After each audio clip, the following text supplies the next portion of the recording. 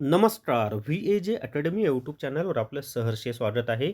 या व्हिडिओमध्ये आपण मुंबई उच्च न्यायालयामध्ये तसंच औरंगाबाद खंडपीठ आणि नागपूर खंडपीठामध्ये शिपाई पदाची सगळ्यात मोठी भरती निघालेली आहे. त्याची जाहिरातसुद्धा 9 डिसेंबरला प्रसिद्ध झालेली आहे आणि 15 डिसेंबर 2025 सकाळी 11 वाजल्यापासून फॉर्म भरायला सुरुवात होणार आहे.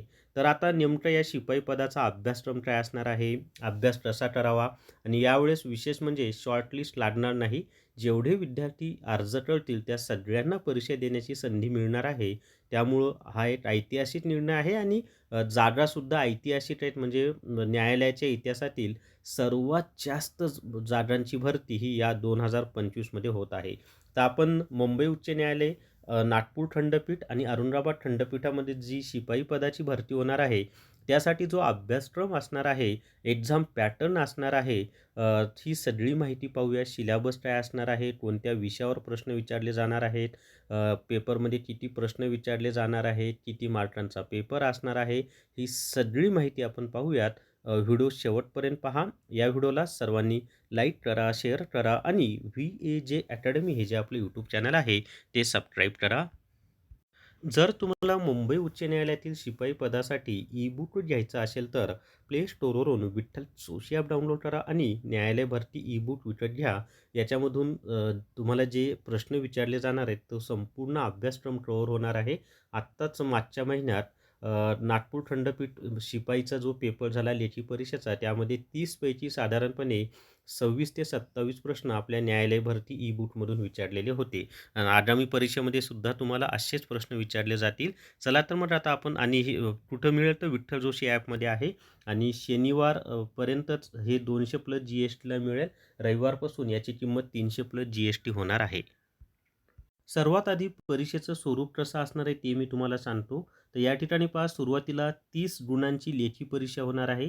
30 गुणांच्या लेखी परीक्षेत जे विद्यार्थी मेरिटमध्ये येतील त्यांना पुढील परीक्षा म्हणजे शारीरिक क्षमता आणि विशेष अर्हतासाठी बोलावलं जाईल आणि ती 10 गुणांची असेल. याच्यामध्ये तुम्हाला स्वच्छता व चापल्यता चाचणी होते. त्यामध्ये झाडू मारणे, फरशी पुसणे, फाईल इकडची तिकडं नेणे, प्यायला पाणी देणे, बाहेरची झाडझूड करणे, पुकारा देणे असे वेगवेगळ्या स्वरूपाचे कामं करून घेतले जातात.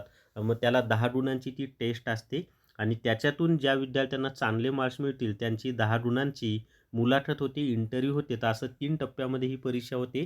शिपाई पदाची सुरुवातीला लेखी परीक्षा होते.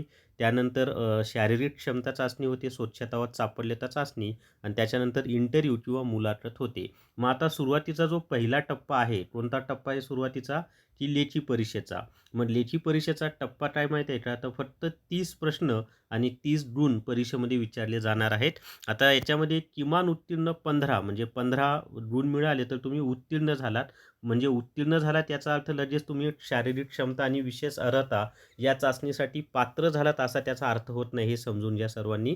त्यासाठी जास्तीत जास्त मार्क्स मिळवावे लागतात. म्हणजे 30 पैकी साधारणपणे 25 प्लस किंवा 22-23 तरी मार्क्स पाहिजेत. तर तुम्ही पुढच्या चाचणीसाठी पात्र होता. मग ते आपलं टार्गेट 28चं ठेवायचं, 27-28चं, कारण पेपर खूप सोपा असतो. प्रश्न खूप सोपे विचारले जातात. अगोदरचे झालेले सगळे पेपर न्यायालय भरती ई-बुकमध्ये मी दिलेले आहेत. मग आता याच्यामध्ये हे जे 30 प्रश्न आहेत त्याच्यामध्ये कसं स्वरूप असतं माहिती आहे का? तर याच्यामध्ये साधारणपणे 26 ते 27 प्रश्न हे पूर्णपणे जी-केवर विचारले जातात. मग त्या जी-केमध्ये काय काय विचारलं जातं? तर राज्यघटना, इतिहास, भूगोल आणि चालू घडामोडी. चालू घडामोडीचे एखाद दुसरा प्रश्न विचारला जातो. सर्वात जास्त प्रश्न जो स्टॅटिक जी-के असतो त्याच्यावर विचारले जातात. म्हणजे राज्यघटना, इतिहास, भूगोल याच्यावर. आणि राज्यघटनेमध्ये संपूर्ण राज्यघटना, इतिहासमध्ये आधुनिक भारताच्या इतिहासावर जास्त प्रश्न असतात. प्राचीन आणि मध्ययुगीनवर एखादा दुसरा प्रश्न असतो. भूगोलमध्ये महाराष्ट्राचा भूगोल, भारताचा भूगोल, भौतिक भूगोल आणि जगाचा भूगोल. जगाचा भूगोलवर एखादा प्रश्न असतो. जसं मागच्या वेळेस विचारलं होतं की युरोप आणि आफ्रिका खंडामध्ये कोणता समुद्र आहे? तो जगाच्या भूगोलवरचा प्रश्न होता. अ, अ, असे प्रश्न विचारले जातात. त्याच्यानंतर चालू घडामोडीवर एखादा दुसरा प्रश्न, 2 प्रश्न मराठीवर विचारले जातात. मराठी व्याकरण असेल किंवा साहित्यिक व टोपण नावं असतील या स्वरूपाचे सोपे असतात ते प्रश्न. आणि एखादा प्रश्न गणित किंवा बुद्धिमत्ता चाचणीचा विचारला जातो. तर असं 30 प्रश्न कसे विचारले जातात ती मी माहिती तुम्हाला दिलेली आहे. आणि याच पद्धतीने तुम्हाला अभ्यास करायचा आहे मित्रांनो. म्हणजे शिपाई पदाची जर तुम्ही तयारी करत असाल, तर फक्त आणि फक्त इतिहास, भूगोल, राज्यघटना, चालू घडामोडी एवढाच तुम्ही अभ्यास व्यवस्थित करा. कारण मराठीला फक्त 2 प्रश्न विचारले जाणार आहेत. त्यासाठी अख्खं मराठी व्याकरण वाचत बसायची गरज नाही. ते 2 प्रश्न सोपेच असतात, फार काही अवघड नसतात. पण इतिहास, भूगोल, राज्यघटना आणि चालू घडामोडी हे विषय तुम्ही व्यवस्थित करा. तर तुमची या 30 गुणांची तयारी परिपूर्ण होणार आहे. बाकी काही वाचायची आवश्यकता नाही. आणि अभ्यास झाल्यानंतर पेपरची प्रॅक्टिस करायची असेल, तर विठ्ठल जोशी ॲपमध्ये हायकोर्ट पिऊन टेस्ट सीरीजसुद्धा आहे. त्याच्यामध्ये 30 प्रश्नांच्या 30 टेस्ट दिल्या आहेत. म्हणजे एका टेस्टमध्ये 30 प्रश्न, जसे प्रश्न तुम्हाला विचारले जाणार आहेत त्या स्वरूपातच अशा एकूण 30 टेस्ट दिलेल्या आहेत. छान सराव होतो. अजूनही त्यामध्ये टॉपिक वाईज टेस्ट मी देणार आहे. त्याचं काम चालू आहे माझं. अजूनही त्यामध्ये ॲड होतील.